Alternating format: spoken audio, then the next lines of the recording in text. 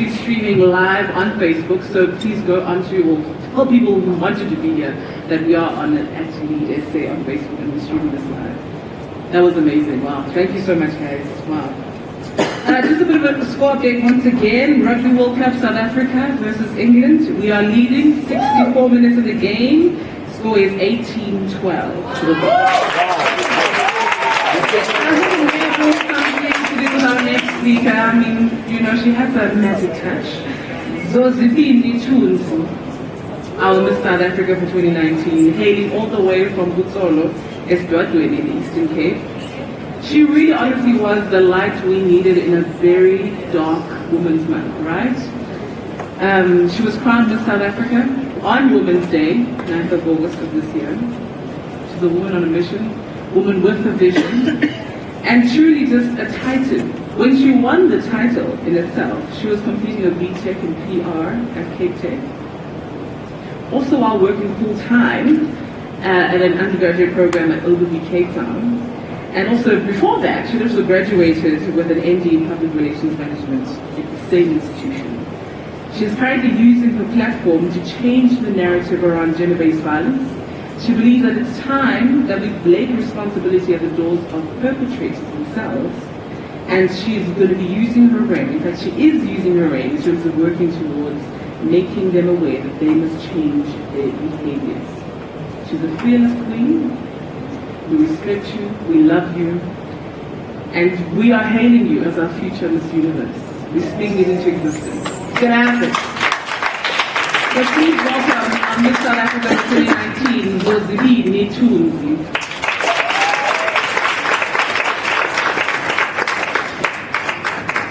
Molweni, Ninjani. Wow. I am so honored to be here today, especially listening to our past speakers.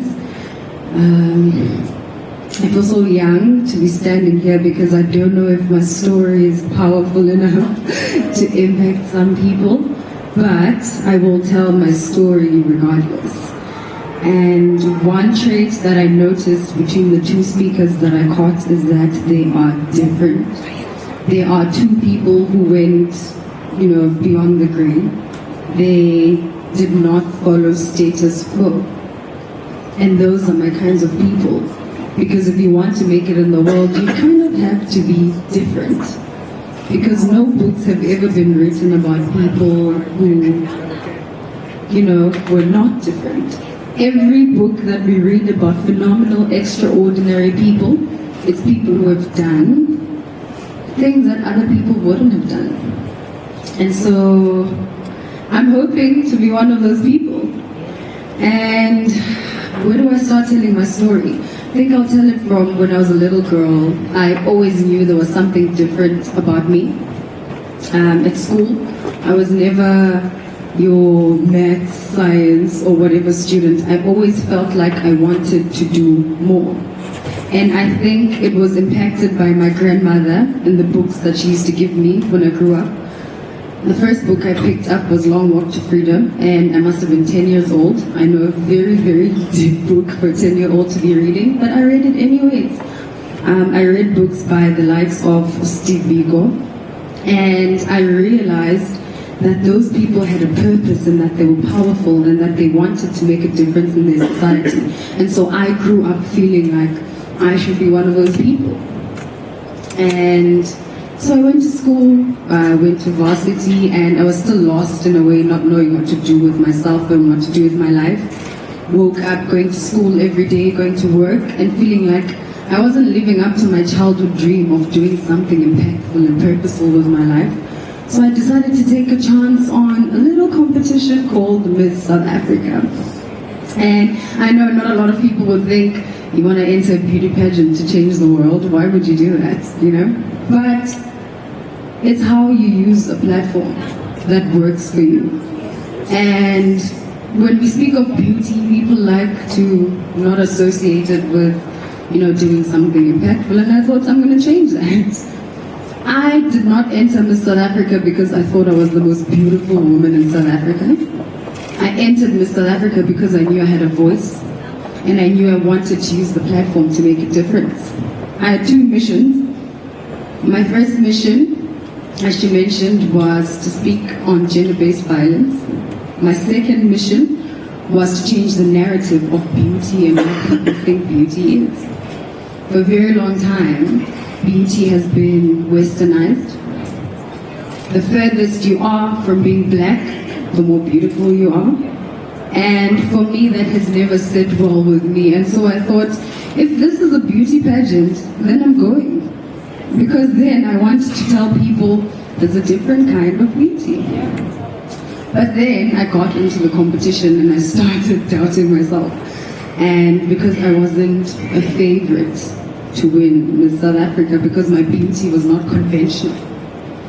And I remember calling my mom and thinking, I don't know if I'm going to make it. You know, people are not receiving me the way that I hoped they would receive me. And then my mom said, well, then pack your bags and come home because you have already lost.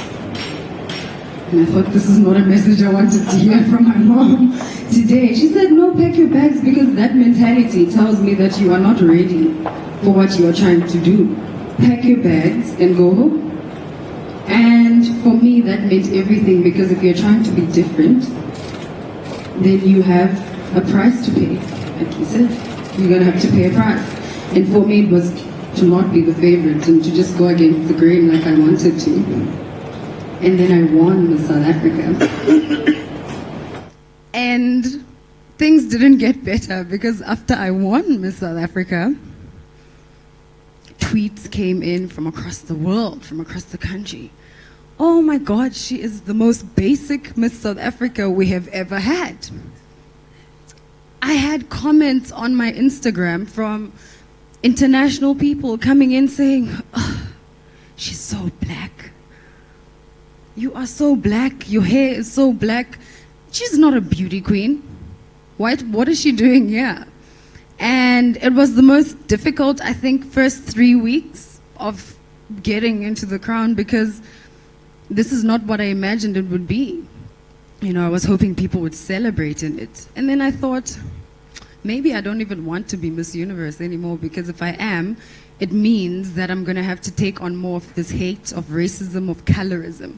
Because trust me, it wasn't even just white people. It was my own people as well.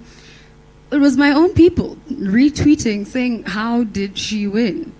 Has South Africa lost beautiful women? And I thought to myself, you know what, instead of looking at this as a negative, it's a positive. Because that's the reason why I came here. I came here to break beauty stereotypes, didn't I? And I thought to myself, well, if that's what you think, I'm going to go and I'm going to work my hardest to win Miss Universe, just so when you wake up in the morning and go onto that Instagram and you see this black woman being a Miss Universe, you will know. Because then what happened after a few weeks of that hate was something so magical. People started gravitating towards me because, like you said, energy. It's the energy that you put onto the world, that people treat you the way that you want them to treat you. I started walking up into little girls who look like me, who never thought they were beautiful or ever thought they could amount to anything. Because for me, this was more than just about beauty now. It was just about being different. Knowing that being different in the world, you have a space too. Knowing that you can conquer anything and we can be anything that we want to be.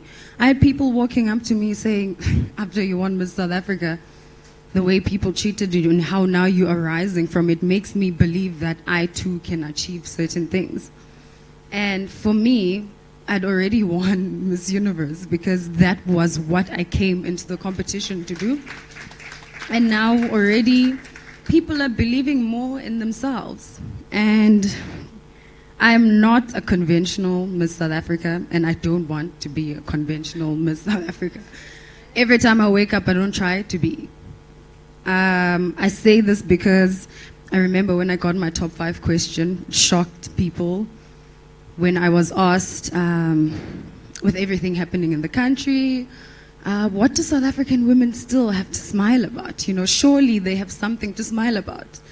And I'm guessing because it was a beauty pageant, I don't know what people were expecting. Maybe they wanted me to walk up and I don't know, find rainbow within the situation. And I said, no, South African women have nothing to smile about. We're dying on a daily at the hands of men who are supposedly supposed to be protecting us. Women are dying at home, they're dying in the streets. What do we have to smile about? And that shocked a lot of people because they were not expecting it to come out of, you know, a Miss South Africa competition. And that's how I've been every day since I won that. I speak my mind, I speak my truth, whether or not it is expected of me, because I believe in telling our stories and speaking our truth to inspire other people. If you have a platform, what is the point of having that platform if you are not going to speak on things that are going to change our country and change the lives of people? And so I've been blessed in that way to see my platform in that way of fighting on the things that I believe in. And I guess my story is just that of persistence and resilience and believing in yourself whether or not you are not the favorite. I mean, there's an old saying, you're not money, not everyone is going to love you. But if you come into this world with a purpose and to do what you want to do, then that is enough. And so for me, on the 8th of December, I will be walking in Atlanta for Miss Universe. Thank you. And I must say it's not the easiest thing I've ever done in my life because of the constant comments coming in every day of South Africa sending in a delegate that's a downgrade from the other ones that they've had. A downgrade by, we've had Demi Nell Peters. She won Miss Universe. She was Miss South Africa. Last year, Tamron Green came in second place, and they were favorites because they are amazing women. But what people need to know is that Africa has different multifaceted women and different types of beauties. And so this year, whether they like it or not, they're being introduced to me.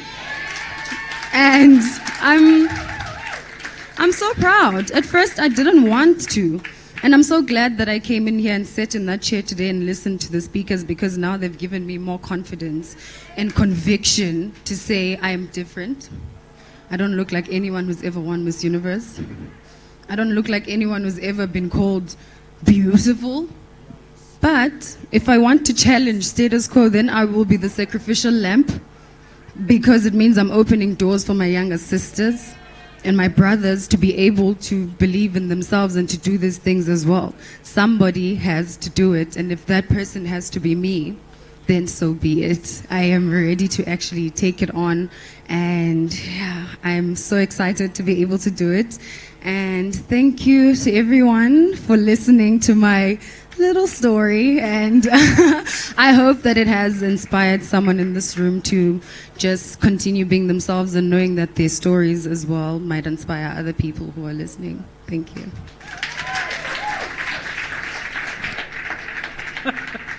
Zozibini Tunzi.